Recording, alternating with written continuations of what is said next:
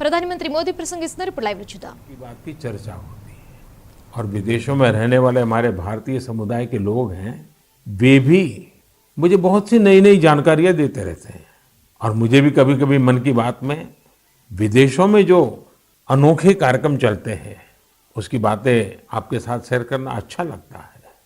आज भी मैं आपका कुछ ऐसे लोगों से परिचय कराऊंगा, लेकिन उससे पहले मैं आपको एक ऑडियो सुनाना चाहता हूं। थोड़ा गौर से सुनिएगा। Radio unity 90 FM, radio unity 90 FM। नमो नमः सर्वेभ्यः। मम नाम गंगा। भवन्तु शृण्वन्तु रेडियो यूनिटी 90 FM, एक भारत श्रेष्ठ भारत।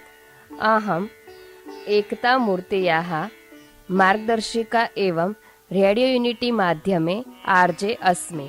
अद्य संस्कृत दिनम् अस्ति। सर्वेभ्यः बहवः शुभकामनाः अस्ति।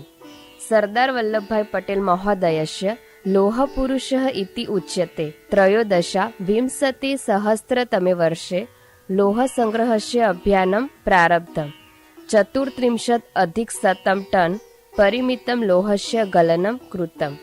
झारखण्डस्य एकः कृषकः मृद्गरस्य दानं कृतवान्। भवन्तु शृण्वन्तु रेडियो यूनिटी 90 FM, एक भारत श्रेष्ठ Bharat. Radio unity 90 FM, radio unity 90 FM।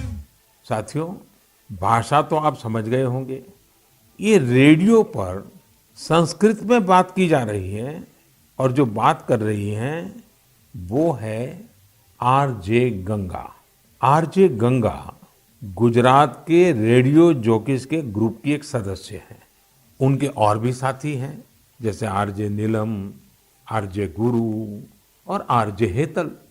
ये सभी लोग मिलकर गुजरात में केवड़िया में इस समय संस्कृत भाषा का मान बढ़ाने में जुटे हुए हैं। और आपको मालूम है ना, ये केवड़िया वही है जहां दुनिया का सबसे ऊंचा स्टैच्यू, हमारे देश का गौरव, स्टैच्यू ऑफ यूनिटी जहां पर है, उस केवड़िया की मैं बात कर रहा हूं। और ये सब ऐसे रेडियो जॉकीज हैं जो एक साथ कई भूमिकाएं निभाते हैं। एक गाइड के रूप में भी अपनी सेवा देते हैं और साथ साथ community radio initiative radio unity 90 FM उसका संचालन भी करते हैं। ये आरजेस अपने श्रोताओं से संस्कृत भाषा में बात करते हैं, उन्हें संस्कृत में जानकारी उपलब्ध कराते हैं। साथियों, हमारे यहाँ संस्कृत के बारे में कहा गया है, अमृतम संस्कृतम मित्र सरसम सरलम वचः एकता मुल्कम राष्ट्रे ज्ञान विज्ञान पोषकम। अर्थात हमारी संस्कृत भाषा सरस भी है, सरल भी है। संस्कृत अपने विचारों, अपने साहित्य के माध्यम से ये ज्ञान विज्ञान और राष्ट्र की एकता का भी पोषण करती है, उसे मजबूत करती है। संस्कृत साहित्य में मानवता और ज्ञान का ऐसा ही दिव्य दर्शन है जो किसी को भी आकर्षित कर सकता है। हाल ही में मुझे कई ऐसे लोगों के बारे में जानने को मिला जो विदेशों में संस्कृत पढ़ाने का प्रेरक कार्य कर रहे हैं। ऐसे एक व्यक्ति हैं श्रीमान रटगर कॉर्टेनहॉर्स्ट, जो आयरलैंड में संस्कृत के जाने माने विद्वान और शिक्षक हैं और वहाँ के बच्चों को संस्कृत पढ़ाते हैं। इधर हमारे यहाँ पूरब में भारत और थाईलैंड के बीच सांस्कृतिक संबंधों की मजबूती में संस्कृत भाषा की भी एक अहम भूमिका है। डॉक्टर चिरापत प्रपंड विद्या और डॉक्टर कुसुमा रक्षामणि, ये दोनों थाईलैंड में संस्कृत भाषा के प्रचार प्रसार में बहुत महत्वपूर्ण भूमिका निभा रहे हैं। उन्होंने थाई और संस्कृत भाषा में तुलनात्मक साहित्य की रचना भी की है। ऐसे ही एक प्रोफेसर हैं श्रीमान बोरिस जाखरिन, रशिया में मॉस्को स्टेट यूनिवर्सिटी में ये संस्कृत पढ़ाते हैं। उन्होंने कई शोध पत्र और पुस्तकें प्रकाशित की हैं।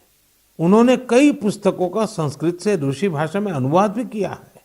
इसी तरह सिडनी संस्कृत स्कूल ऑस्ट्रेलिया के उन प्रमुख संस्थानों में से एक है जहां विद्यार्थियों को संस्कृत भाषा पढ़ाई जाती है।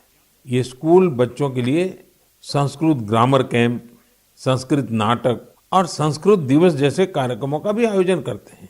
साथियों, हाल के दिनों में जो प्रयास हुए हैं, उनसे संस्कृत को लेकर एक नई जागरूकता आई है। अब समय है कि इस दिशा में हम अपने प्रयास और बढ़ाएं। हमारी विरासत को संजोना, उसको संभालना, नई पीढ़ी को देना, ये हम सबका कर्तव्य है और भावी पीढ़ियों का उस पर हक भी है। अब समय है इन कामों के लिए भी सबका प्रयास ज्यादा बढ़े। साथियों, अगर आप इस तरह के प्रयास में जुटे ऐसे किसी भी व्यक्ति को जानते हैं, ऐसी किसी जानकारी आपके पास है, तो कृपया #सेलिब्रेटिंग संस्कृत के साथ सोशल मीडिया पर उनसे संबंधित जानकारी जरूर साझा करें। मेरे प्यारे देशवासियों, अगले कुछ दिनों में ही विश्वकर्मा जयंती भी आने वाली है।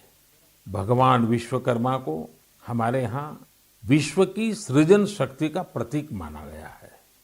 जो भी अपने कौशल्य से किसी वस्तु का निर्माण करता है, सृजन करता है, चाहे वो सिलाई, कढ़ाई हो, सॉफ्टवेयर हो या फिर सैटेलाइट, ये सब भगवान विश्वकर्मा का प्रकटीकरण है। दुनिया में भले स्किल की पहचान आज नए तरीके से हो रही है, लेकिन हमारे ऋषियों ने तो हजारों सालों से स्किल और स्केल पर बल दिया है। उन्होंने स्किल को, हुनर को, कौशल को आस्था से जोड़कर हमारे जीवन दर्शन का हिस्सा बना दिया है। हमारे वेदों ने भी कई सूक्त भगवान विश्वकर्मा को समर्पित किए हैं। सृष्टि की जितनी भी बड़ी रचनाएं हैं, जो भी नए और बड़े काम हुए हैं, हमारे शास्त्रों में उनका श्रेय भगवान विश्वकर्मा को